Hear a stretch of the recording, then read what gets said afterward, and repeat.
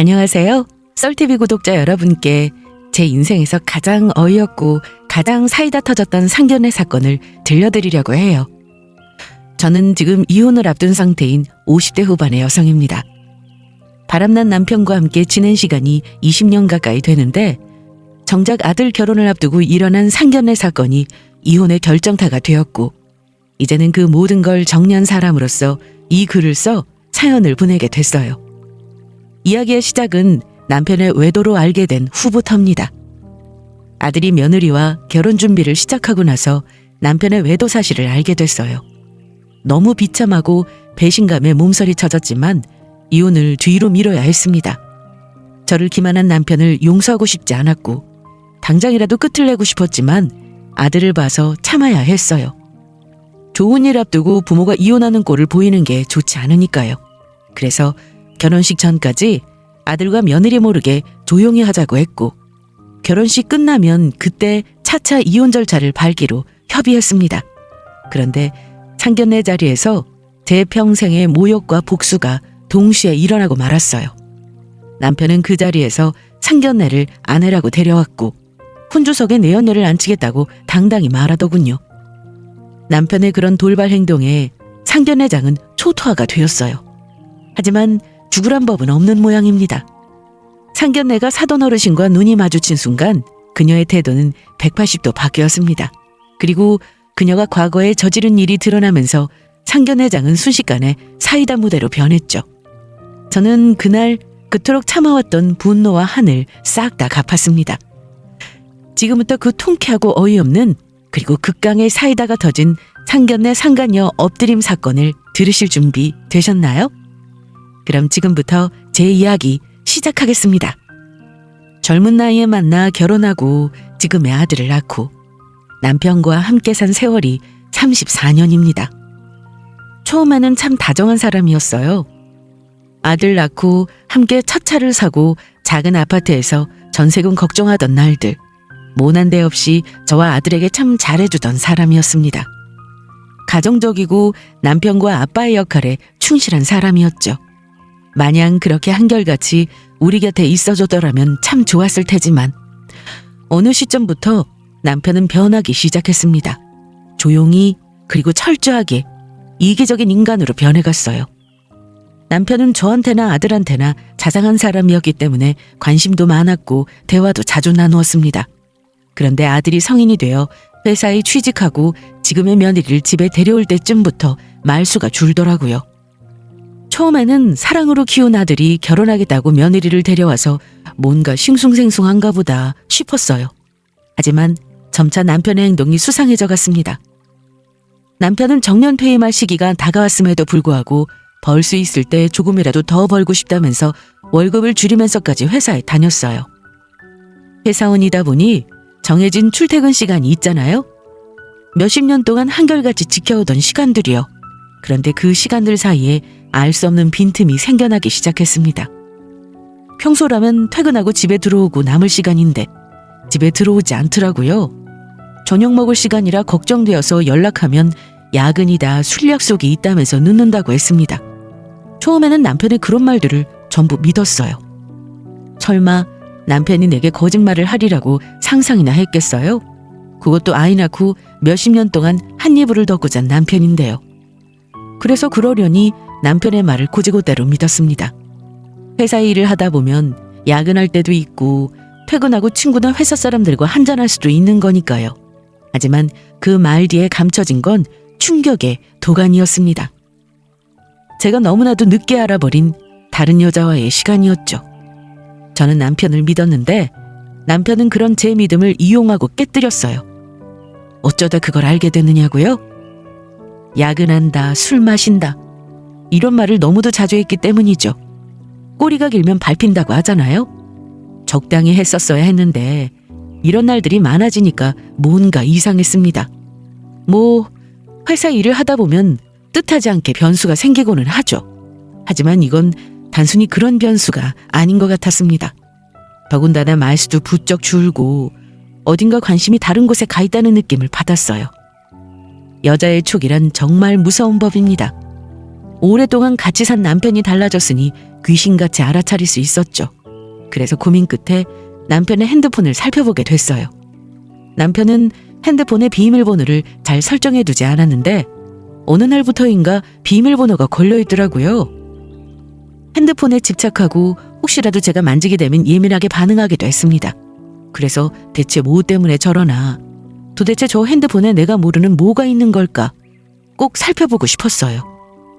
마침 그날따라 남편이 집에 들어오자마자 급히 화장실로 들어갔고 얼마나 급했는지 핸드폰을 식탁에 그냥 두고 들어갔습니다. 그래서 저는 이때가 기회다 싶어서 서둘러 핸드폰을 살펴봤어요.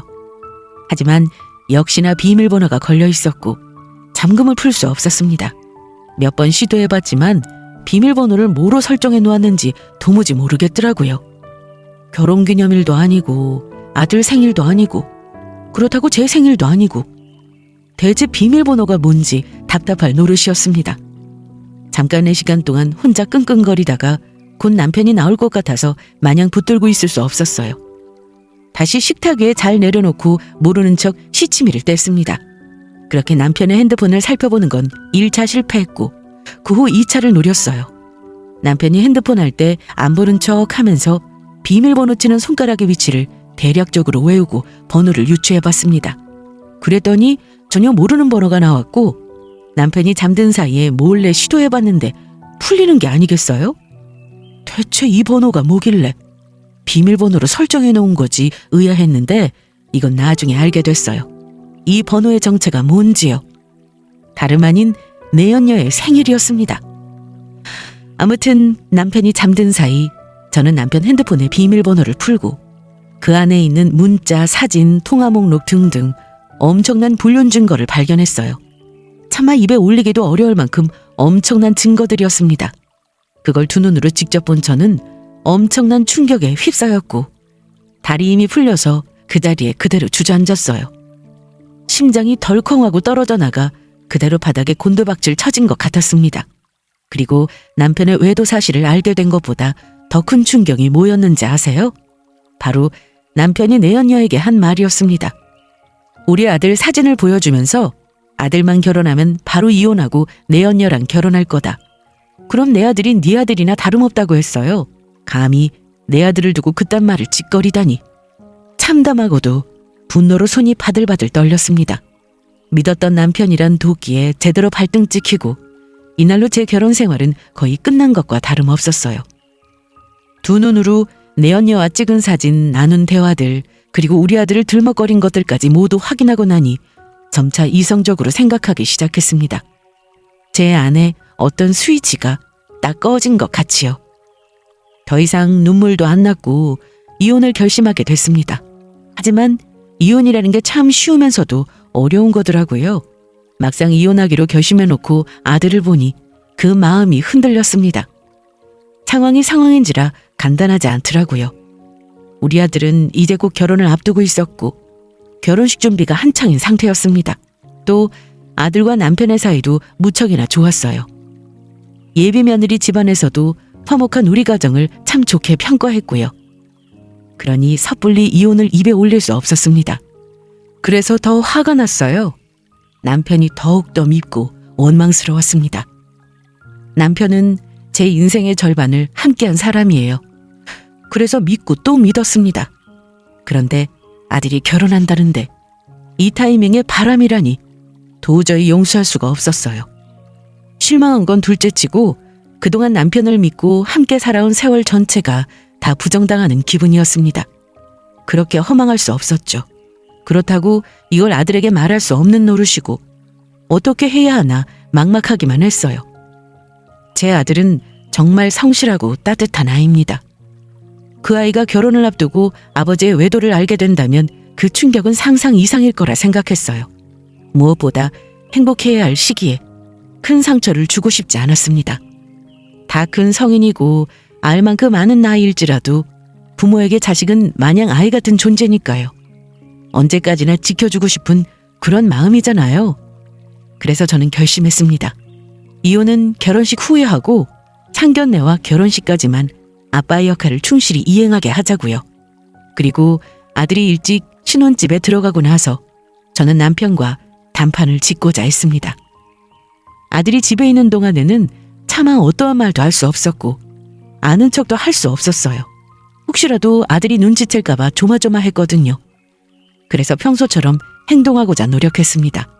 그러다가 아들이 신혼집에 들어가고 집에 저와 남편만 남게 되었을 때 그때 본격적인 이야기를 할 수 있었어요. 그날 밤 퇴근하고 돌아온 남편에게 저는 미리 제 핸드폰으로 옮겨놓은 남편의 불륜 증거들을 보여줬습니다. 남편은 그 많은 증거들을 보며 깜짝 놀라서 이게 뭐냐고 물었고 저는 그걸 왜 나한테 묻냐고 당신이 설명해줘야 하는 거 아니냐고 했습니다. 그러자 남편은 잠시 말을 잇지 못하다가 결국 한숨과 함께 실토했어요. 그래, 만나는 사람이 있어. 오래된 일은 아니고 그냥 마음이 조금 흔들렸을 뿐이야. 흔들렸다라. 그 말이 더 기분 나빴습니다. 그래서 남편을 똑바로 바라보며 이렇게 말했어요. 지금 첫마디가 흔들렸다고 말하는 게 맞는 거냐고. 미안하다, 잘못했다, 용서해달라. 이게 먼저 아니냐고 했고 어디서 흔들렸다는 표현으로 바람을 정당화하는 거냐고 화를 냈어요. 그러자 남편은 정말 진심이 아니었다고 말 그대로 흔들린 거고 잠깐 지나가는 바람일 뿐이라고 했습니다. 제가 경멸하는 눈빛으로 남편을 바라보자 남편은 그동안 바람 피운 적 한 번도 없었고 이번이 처음이라고 하면서 진짜 억울하다는 표정을 지었습니다. 그게 너무도 역겨워서 저는 바로 다른 증거를 들이밀었어요. 바로 남편이 내연녀에게 아들 사진을 보여주면서 했던 말이죠. 처음이건 몇 번이건 상관없어. 처음이면 쉽게 이해해줄 줄 알았니? 그냥 잠깐 지나가는 바람이라고? 웃기지 마. 그럼 이건 뭔데? 감히 내 아들을 그 더러운 대화에 끼어들여? 이러고도 당신이 아빠야? 어떻게 자식 결혼 준비하는 시점에 이딴 짓을 할 수가 있어? 하도 괘씸해서 바로 남편의 뺨을 한 대 때렸습니다. 저요, 제 입으로 이런 말하기 그렇지만 정말 좋은 아내였습니다. 결혼 생활 내내 단 한 번이라도 남편에게 막말한 적 없었고 아내로서 최선을 다했어요. 아침, 점심, 저녁 꼬박꼬박 차려줬고 남편이 먹고 싶다는 건 손이 많이 가는 거더라도 기분 좋게 만들어주곤 했어요. 그뿐인가요? 회사 일하면서 집안일 소홀한 적 없었고 힘들까봐 육아도 전적으로 제가 맡아서 했어요. 남편은 우리 집안 기둥이고 제게는 소중한 사람이니까 내가 할 수 있는 건 해주고 싶었고 잘해주고 싶었습니다. 그 정도로 남편을 위하고 챙겼어요.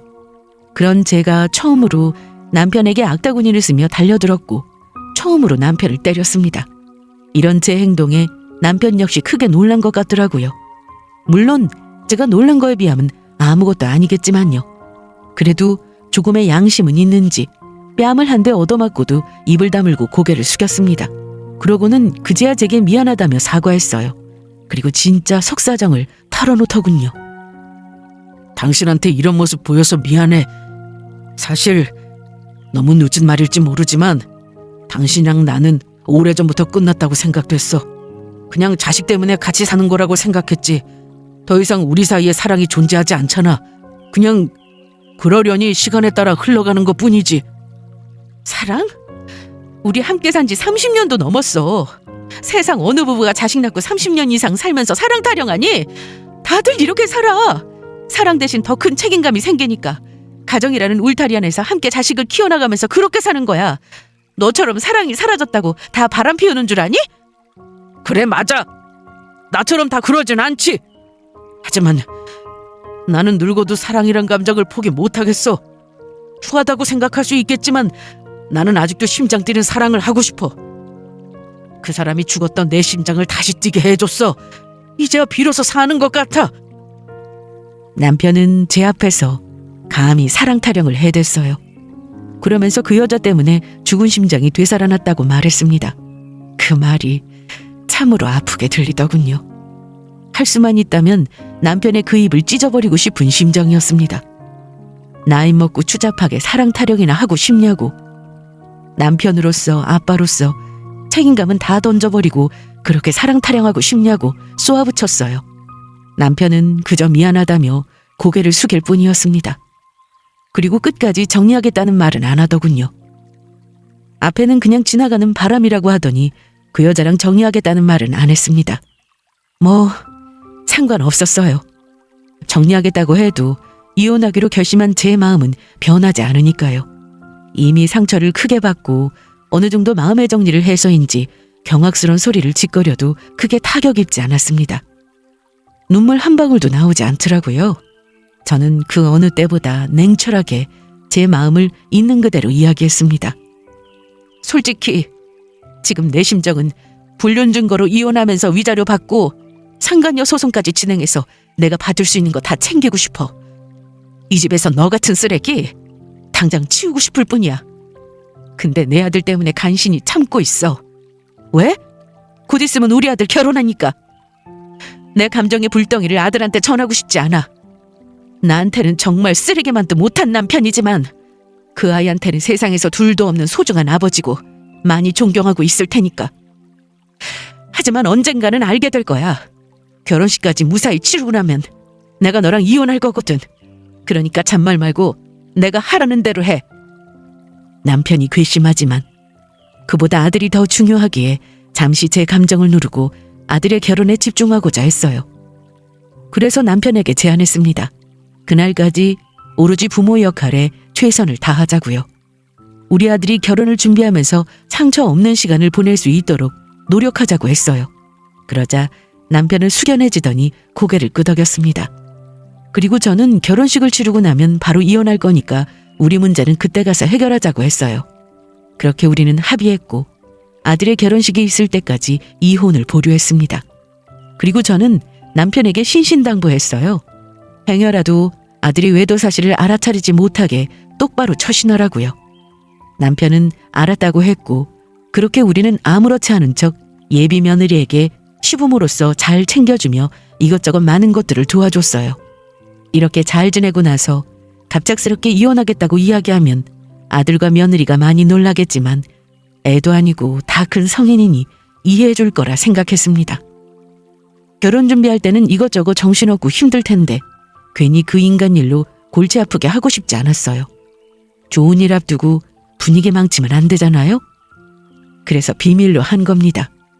그렇게 결혼 준비가 어느 정도 마무리되어 갈 때쯤 상견례를 진행하게 되었습니다. 그리고 이곳에서 엄청난 일이 일어났죠. 아들을 위해 아픈 상처를 잠시 가슴에 묻은 채 결혼 준비를 도왔고 상견례 날 아침 잘 다려진 고운 옷을 꺼내 입었습니다. 곱게 화장하고 거울에 비친 제 모습을 보며 많은 생각들이 스쳐 지나갔어요. 상견례하고 결혼식까지 잘 마치면 이 지긋지긋한 인간과 끝이구나. 나의 오랜 결혼 생활의 마침표를 찍을 수 있겠구나 하는 생각과 고운 나이에 결혼해서 언제 이렇게 늙었나 싶은 게 많은 감정이 교차하면서 기분이 참 이상하더군요. 좋으면서도 섭섭하고 기쁘면서도 마음 한쪽이 공허했습니다. 저는 아들 그리고 남편과 함께 상견례장으로 향했어요. 상견례 장소는 한 호텔에서 진행됐습니다. 우리가 도착하니 이미 예비사돈과 새아기가 도착해서 자리에 앉아 있었어요. 새아기는 우리 쪽을 보며 환하게 웃었고 손을 흔들며 이쪽이라고 이야기했습니다. 저는 미소를 지으며 자리에 앉았어요. 서로 조심스럽게 눈인사를 건네며 첫 시작은 매끄러웠습니다. 하지만 남편의 표정이 뭔가 미묘하더라고요. 순간적으로 느낀 거라 그냥 내 착각인가 싶었어요. 그런데 예비사돈들과 식사하면서 이야기 나누는 내내 뭔가 초조하게 누군가를 기다리는 것 같았습니다. 저는 저 인간이 왜 저러지 싶었지만 예비사돈들과 이야기하느라 그냥 무시하고 넘겼어요. 그런데 나중에 가서 그 인간이 왜 저렇게 초조하게 굴었나 그 이유를 알게 됐죠. 상상하지도 못했던 아주 엄청난 일이 벌어졌거든요. 그게 뭐냐면 여러분들도 대충 짐작하시죠? 네, 맞아요. 초대하지 않은 사람이 당당하게 상견례하는 룸의 문을 열고 들어왔어요. 식사하면서 분위기가 한창 무르익어가던 중이었습니다. 대뜸 문이 스르륵 열리면서 들어서는 하이힐 소리와 들썩이는 코투자락 그리고 그 목소리 다름 아닌 남편의 내연녀였습니다. 안녕하세요. 제가 조금 늦었네요. 차가 막혀서. 그 자리에 있던 모든 사람들의 시선이 내연녀에게 꽂혔습니다. 다들 누구지? 누구인데 들어오는 거지? 예비 사돈들은 저와 남편을 쳐다보며 누구인지 영문을 모른다는 표정을 지었고 아들도 마찬가지로 저와 남편을 번갈아가며 쳐다봤습니다. 남편은 깜짝 놀라지 않은 걸 보니 내연녀의 등장을 알고 있었어요. 그리고 저는 유일하게 내연녀를 알아보고 그 자리에서 얼어붙었습니다. 사진으로만 보다가 상견례 자리에서 처음으로 보게 된 거죠. 내연녀는 사람들의 어리둥절한 표정에도 아랑곳하지 않고 아무렇지 않게 겉옷을 벗으며 태연하게 식사 잘들 하고 계셨냐고 물었습니다. 그러고는 남편 옆에 딱 앉더라고요. 그러다가 이내 고개를 돌려 저와 눈이 딱 마주쳤습니다. 저는 얼어붙어 있었고 내연녀는 의식하듯 저를 쏘아보다가 이내 승리의 미소를 지으며 뻔뻔하게 인사를 건넸어요. 아, 제가 누구인지 모르시죠? 소개가 늦었네요. 저는 앞으로 사돈댁 여러분의 사위인 우리 아들의 새엄마가 될 사람이에요.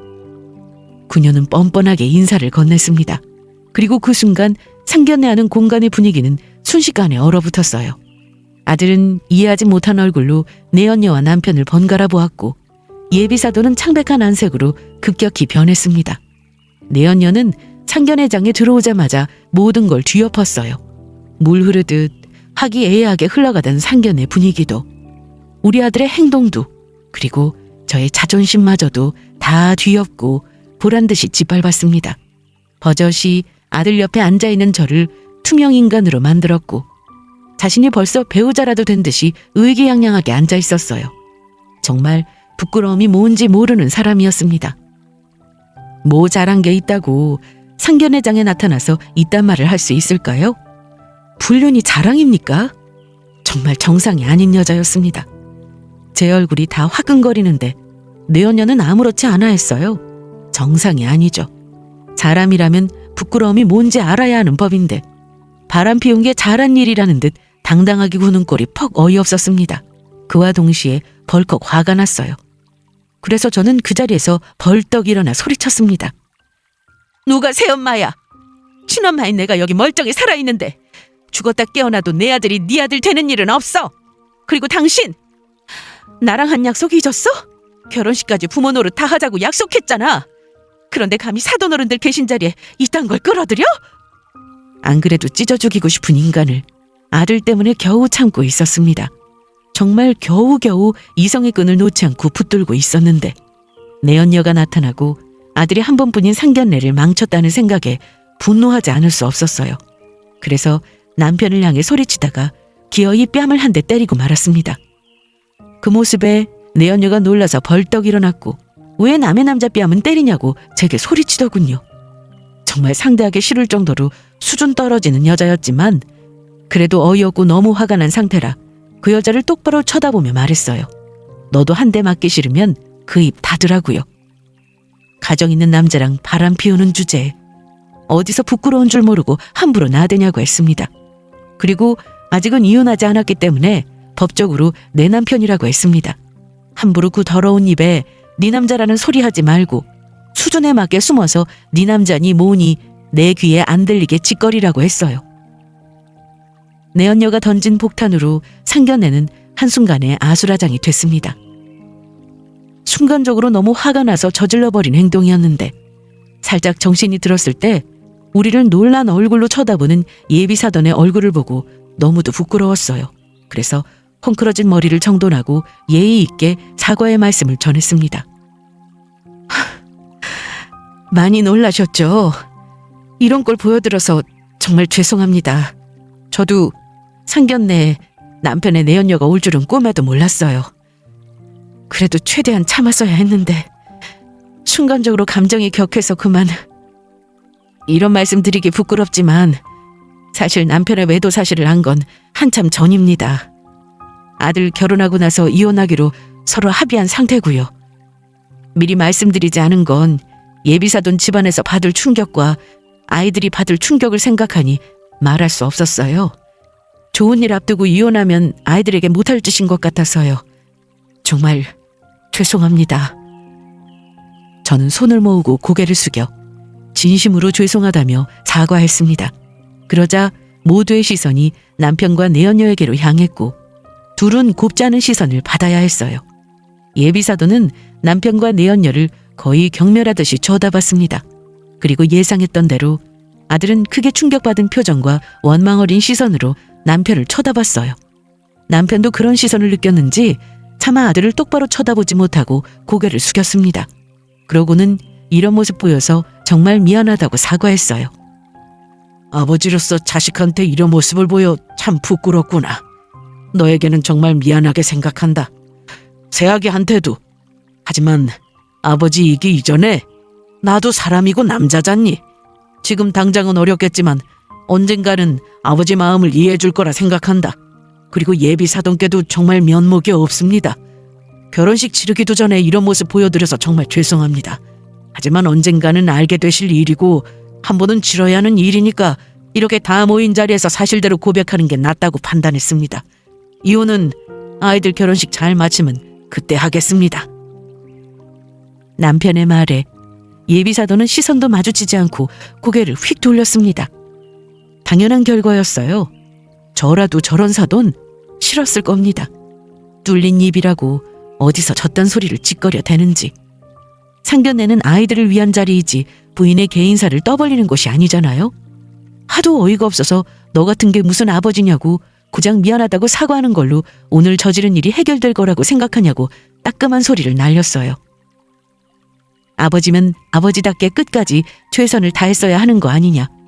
아이들 상처받을 거 생각 안 하고 본인 마음대로 판단하고 이렇게 일을 저질러버리면 대체 어쩌자는 거냐고. 아무리 언젠가는 치러야 할 일이라고 해도 다 때가 있는 건데 그걸 왜 네가 정하냐고. 너 때문에 한 번뿐인 내 아들과 며느리의 상견례가 엉망으로 됐지 않냐고. 이 원망을 어떻게 할 거냐고. 말하고는 너무도 속상해서 참았던 눈물을 터뜨렸어요. 저는 피부가 예민하고 붓기가 잘 안 빠져서 조금만 울어도 눈이 잘 붓거든요. 우리 아들은 눈썰미가 좋아서 그런지 그걸 귀신같이 알아차렸어요. 그래서 혹시라도 아들한테 운 걸 들킬까 봐 눈물 꾹 참고 안 울었습니다. 내 인생이 너무 비참하고 상처에 속이 갈갈이 찢겨도 이악 물고 눈물 한 방울 안 흘렸어요. 왜? 내 속 아픈 것보다 내 자식 속 아픈 게 더 싫어서요. 그렇게 참은 눈물입니다. 그런데 겨우 이딴 인간 때문에 참았던 눈물을 흘리게 됐습니다.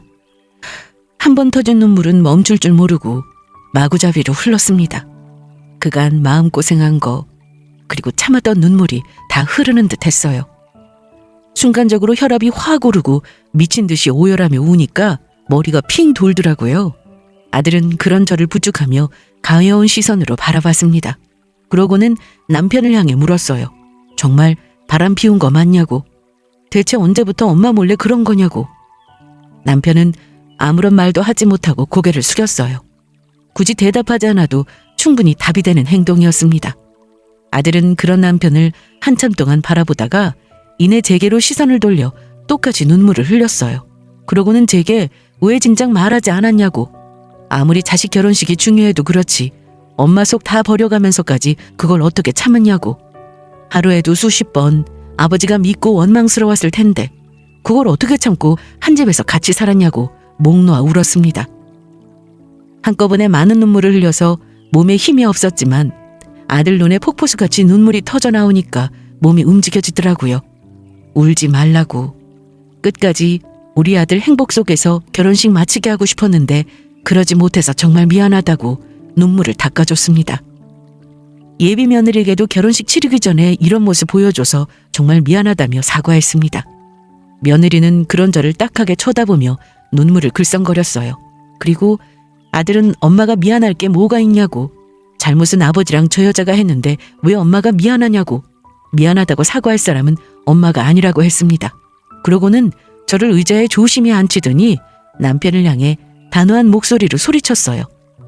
엄마랑 자신을 배신한 사람은 이제부터 내 아버지가 아니라고. 당장 이곳을 나가라고 했습니다. 또한 결혼식장에도 올 거 없다고 했어요. 같은 남자라서 언젠가는 이해할 거라고요? 아니요. 그럴 일 절대 없습니다. 남자라고 해서 다 아버지같이 외도하고 그걸 부끄러워하기는커녕 이렇게 떳떳하게 굴지 않아요. 아버지가 그렇게 산다고 세상 모든 남자들이 다 그렇게 사는 줄 아세요? 저는 믿었던 가족에게 상처 주고 뒤통수 치는 사람 딱 싫습니다. 오늘부로 내 아버지는 죽었어요. 앞으로 없다고 생각하고 살 테니 그렇게 하시고 당장 나가세요. 빨리 저 천박한 여자 데리고 나가라고요. 아들은 남편을 향해 소리쳤고 가시 박힌 말에 남편은 두 눈을 질끈 감고 눈물을 흘렸어요. 그 눈물이 의미하는 건 참 많겠죠. 자식에게 그런 말을 들었으니 속상하게도 할 거고 자식의 행동에 조금이라도 창피함을 느끼고 후회되는 부분도 있었을 거예요. 하지만 이미 물은 엎질러졌습니다. 아들은 빨리 내연녀를 데리고 나가라고 남편에게 계속 소리쳤고 급기야는 끌어낼 것 같은 기세를 풍기자 옆에 앉아있던 내연녀가 벌떡 일어나더니 아들에게 뭐라고 하기 시작했습니다. 내연녀 주제에 가만히 있을 것이지 낄 때 안 낄 때 구별 못하고 나댔어요. 글쎄 우리 아들한테 아버지한테 버릇없이 이게 뭐하는 짓이냐. 아무리 아버지가 잘못했어도 죽을 죄를 진 것도 아니고 사람이 살다 보면 마음 맞는 사람을 뒤늦게 만나 이런 일이 생길 수도 있는 거 아니겠냐고 했습니다. 또 비록 나와 만나고 있지만 그래도 끝까지 너한테 아버지 노릇하려고 최선을 다하는 모습 안 보이냐고 했습니다. 그 말에 아들이 내연녀를 가짱게 쳐다보며 우리 가족 일에 왜 끼어서 난리냐. 가족 아닌 사람은 그냥 입 닫고 나가라고 했어요. 당신 같은 사람이랑 말 섞기 싫다고요. 그랬더니 내연녀가 퍽 기분이 상했는지 멈추지 않고 아들에게 계속 뭐라고 했습니다. 오빠 아들이라서 좋게 봐주려고 했더니 어린 게 왜 이렇게 싹수가 노랗냐고 했어요. 가족 아닌 사람은 빠지라고? 야, 내가 뭐 전염병 환자라도 돼? 왜 사람을 무시하고 난리야? 네가 뭔데 날 무시해? 이게 아주 오빠 아들이라서 잘해주려고 했더니 사람 마음을 이런 식으로 무시하네? 우리 오빠가 자식 농사를 참 잘못 지었네.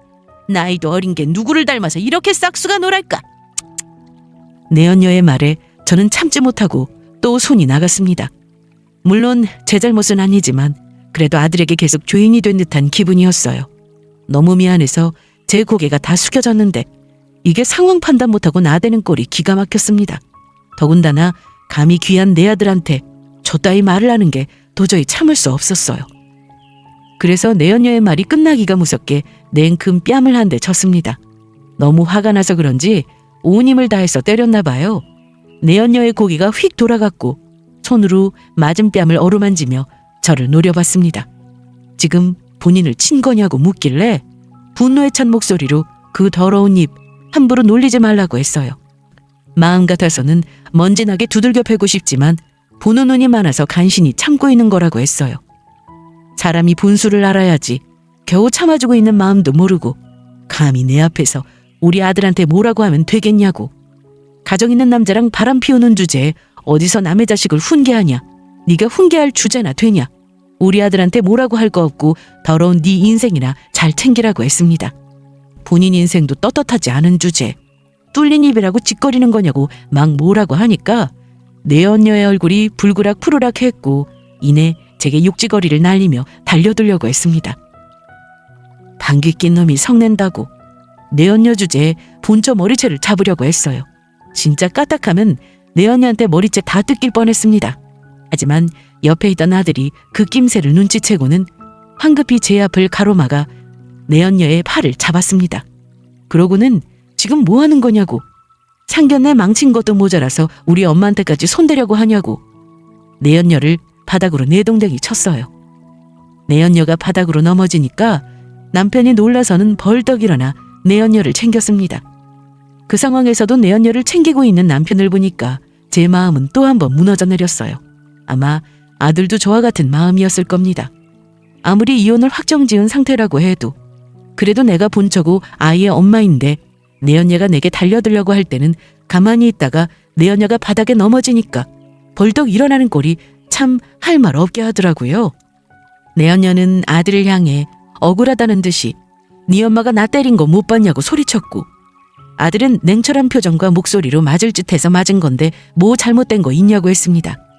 10번 아니 100번도 더 맞을 수 있는 짓을 해놓고 고작 한 대 맞은 걸로 그러는 거냐고 구질구질하다는 표정으로 쳐다봤어요.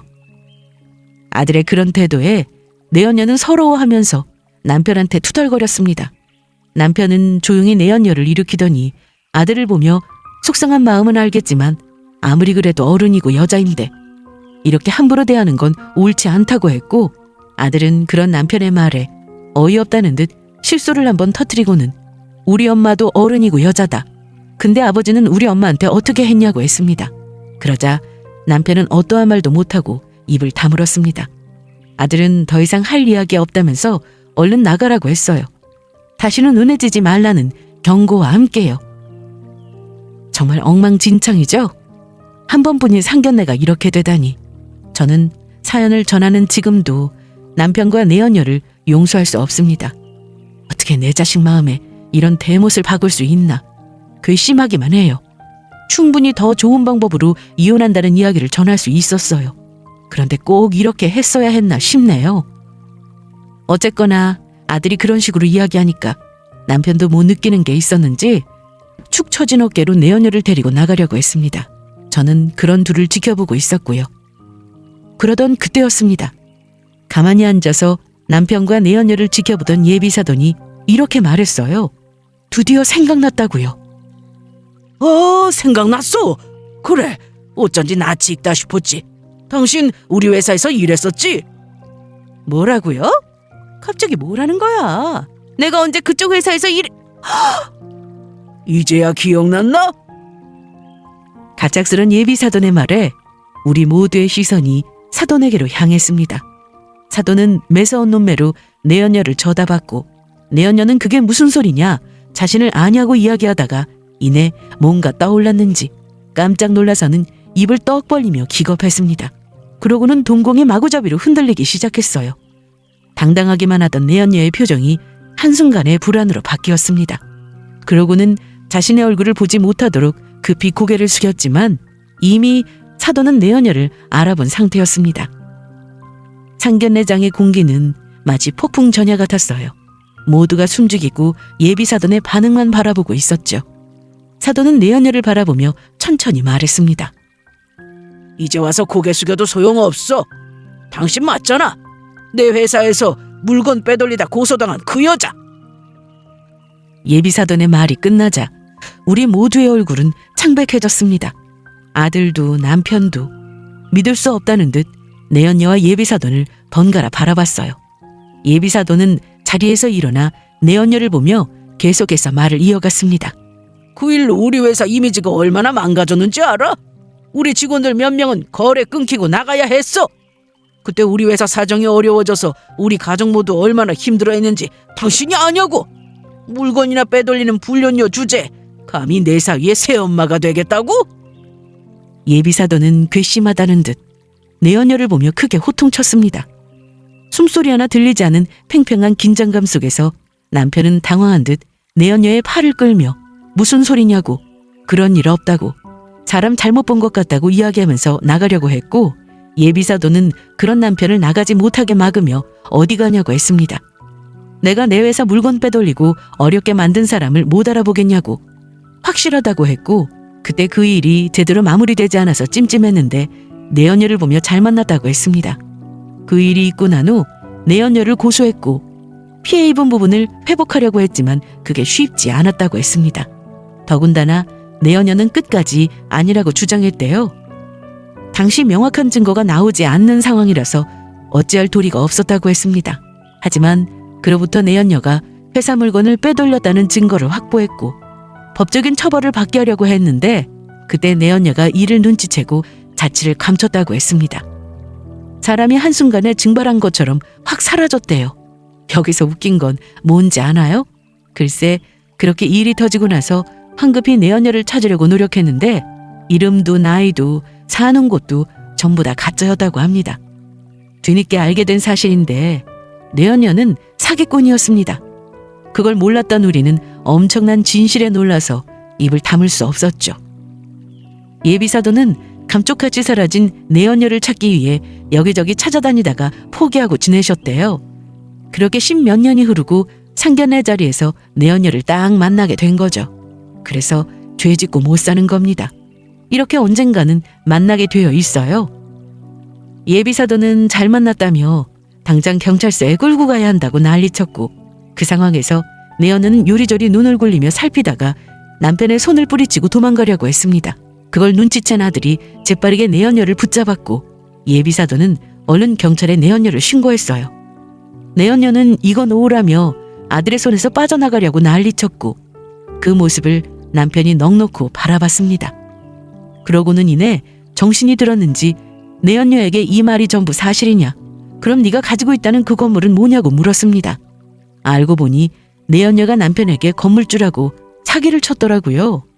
본인한테 한 말은 다 거짓말이냐고, 그럼 나한테 빌려간 돈은 어떻게 되는 거냐고 했고, 내연녀는 남편의 말을 무시하고는 자리에 납작 엎드리더니 예비사돈에게 잘못했다고 싹싹 빌기 시작했어요. 사장님, 제가 잘못했어요. 제발 저 좀 살려주세요. 저 이번에 들어가면 정말 오랫동안 못 나와요. 제가 피해 입은 돈 어떻게든 마련해서 바로 드릴게요. 그동안의 이자까지 크게 쳐서 드릴 테니까 제발 저 좀 살려주세요. 네? 내연녀는 자기 입으로 모든 사실을 인정하고 실토했습니다. 그러자 남편은 다리에 힘이 풀렸는지 내연녀 옆에 털썩하고 주저앉았어요. 표정이 딱 저와 비슷했습니다. 제가 처음 남편의 외도를 알게 되었던 그 순간의 표정이었어요. 저는 그런 남편을 보며 말했습니다. 믿었던 사람에게 배신당하는 기분이 뭔지 이제야 조금 알겠냐고요. 내연녀는 계속해서 잘못했다고 싹싹 빌었지만 예비사돈이 절대 봐줄 리가 없었습니다. 피해 입은 돈을 받는 것보다 내연녀가 너무 괘씸하니까 벌받게 하고 싶은 마음이 크셨어요. 시간이 오래 지나기도 했고 내연녀가 전과 다른 모습으로 나타나서 처음에는 못 알아봤지만 보다 보니까 딱 그때 도망간 직원이더래요. 어떻게 여기서 만날 수 있나 신기하면서도 드디어 잡았다는 생각에 세상 통쾌하셨다고 했습니다. 아무튼 신고를 받고 출동한 검찰이 도착했고 내연녀는 경찰의 손에 끌려갔어요. 그리고 예비사돈도 진술할 게 있으니 경찰서로 같이 동행했어요. 그렇게 남편의 상견례는 엄청난 충격의 도가니 상태로 마무리됐습니다. 그 일이 있고 나서 아들은 한동안 말을 하지 않고 상처받은 마음을 달랬어요. 저는 그런 아들을 걱정스럽게 바라봤고요. 제게는 괜찮다고 애써 웃어 보였지만 그 마음이 얼마나 아프고 쓰릴까 저는 다 알고 있었습니다. 믿었던 아버지한테 배신당했는데 어떻게 괜찮을 수 있었겠어요? 하지만 다행히도 아들은 훌훌 털고 일어났습니다. 한때 상처받은 마음을 어떻게 할 수 없어 힘들어했지만 모든 상황을 받아들이고 더 이상 아버지 같지도 않은 사람에게 귀한 시간과 마음을 쏟을 수 없다며 그냥 잊고 살 거라고 했어요. 그리고 상견례 때 그런 일이 있고 나서 혹시라도 아들의 결혼이 잘못될까 봐 걱정했는데 다행히 예상대로 진행됐습니다. 아들과 예비 며느리는 그 정도 일로 헤어질 만큼 약하지 않았고 오히려 그 일을 겪고 나서 더욱더 둘 사이가 단단해졌어요. 또 예비 사돈 역시 잘못은 내연녀와 남편이 했는데 미안해할 거 없다면서 괜찮다고 아들과 제 마음이 잘 회복되기를 바란다고 했습니다. 또 상견례 때 그런 일을 겪어서 놀라기는 했지만 그래도 일이 잘 해결되었으니 된 거 아니냐고 하셨어요. 그렇게 내연녀는 법의 심판을 받게 되었고 내연녀에게 사기당해서 돈을 다 뜯긴 남편은 뒤늦게 제게 용서를 구했습니다. 여보, 내가 잘못했어. 내가 뭐에 단단히 홀렸었나 봐. 당신도 알잖아. 그 여자 사기꾼이라는 거. 사기꾼이 작정하고 꼬시는데 안 걸려들 사람이 어디 있어. 피해가기 쉽지 않잖아. 당신하고 아들한테는 정말 미안하지만 나 한 번만 용서해줘. 나 그 여자한테 돈 다 뜯기고 빈털털이야. 앞으로 내가 속지 않은 마음으로 정말 잘할게. 우리 가족 전처럼 다시 잘 살아보자. 남편은 아들과 제 앞에 무릎 꿇고 잘못했다며 싹싹 빌었습니다. 그 모습에 아들은 정말 진절머리 난다는 표정으로 고개를 저었어요. 저 역시 마찬가지였습니다. 사기당한 걸 알고는 다시 받아달라고 싹싹 비는 게 참 없어 보이더라고요. 그래서 웃기지 말라고 너와 나는 이미 끝난 사이라고 했습니다. 아들 결혼식 끝나고 이혼하려고 했는데 어차피 이렇게 된 거 미룰 게 뭐 있냐고 당장 이혼하자고 했어요. 사실 그때 남편과 결혼식 때까지 비밀로 하자고 그 후에 이혼하자는 각서를 썼습니다. 당시 남편은 내연녀가 사기꾼인 줄 모르고 건물주로 알고 있어서 그런지 본인의 모든 재산을 다 제게 주겠다고 했어요. 위자료 명목으로 다 줄 테니 이혼만 해달라고 했고 저는 알겠다면서 아들 결혼식 끝나면 그렇게 하자고 했습니다. 그리고 나중에 말 바꿀 수 있으니까 각서 한 장 쓰라고 했거든요. 혹시 몰라서 공중까지 받아놓기를 참 잘했죠. 남편은 계속해서 매달렸지만 준 거 확실하고 남편이 친필로 작성한 각서도 있으니 이혼은 문제 없었습니다. 그렇게 우리는 이혼했고 아들은 결혼식을 무사히 마쳤어요. 저는 남편과 살던 집을 정리하고 저 혼자 지낼 적당한 곳으로 집을 옮겼습니다. 그 인간과 함께한 시간들이 곳곳이 배어 있어서 싫더라고요. 저 혼자 있는 게 신경 쓰이는지 아들과 며느리가 자주 찾아와서 함께 시간을 보내고 있습니다. 그러지 말라고 괜찮다고 하는데도 이렇게나 저를 잘 챙겨주네요. 우리 아들하고 며느리에게 늘 고맙고 미안한 마음뿐이에요. 한때 남편의 외도를 알고 이혼을 생각하게 된 제 처지가 참 불쌍했는데 이제는 아닙니다. 저는 더 이상 누구의 아내, 누구의 엄마로만 불리지 않고 온전한 나 자신으로 살고 싶어요. 아들 다 키워서 장가 보냈으니 이제 온전히 제게 많은 시간을 쏟으려고요. 앞으로 당당하고 힘차게 제 자신을 위한 시간을 보낼 겁니다. 그럼 지금까지 저의 긴 사연을 들어주셔서 감사합니다.